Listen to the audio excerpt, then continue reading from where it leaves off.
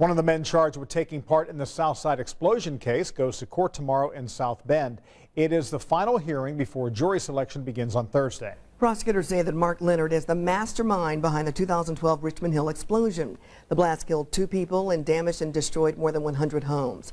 Eyewitness News reporter Rich Van Wyk found neighbors who are healing and, of course, very eager for their day in court, too.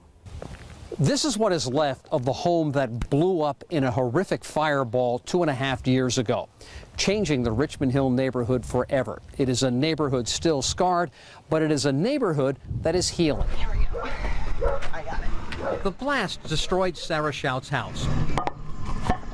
Like many of the neighbors, the family rebuilt their home and their life. I see a lot of people recovering and putting the pieces back together, and happy to do it.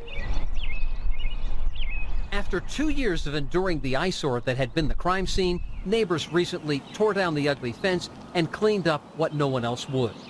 Most of the more than 30 homes destroyed have been replaced. Another is under construction. People hope homes are soon built on the remaining lots.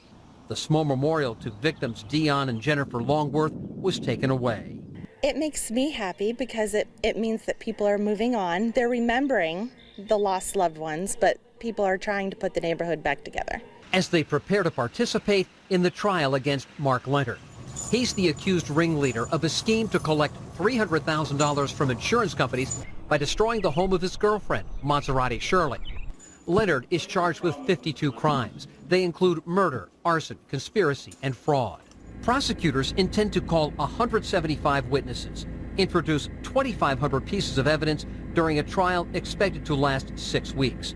It will occur 150 miles away in South Bend's St. Joseph County Courthouse, far from a crime that has dominated Indianapolis news for years. We have to get this trial over with, and then once that's over, I think everything hopefully will go back to as normal as we can get it. Many residents of Richmond Hill, they were here the night this home exploded, have been called to testify against Mark Leonard.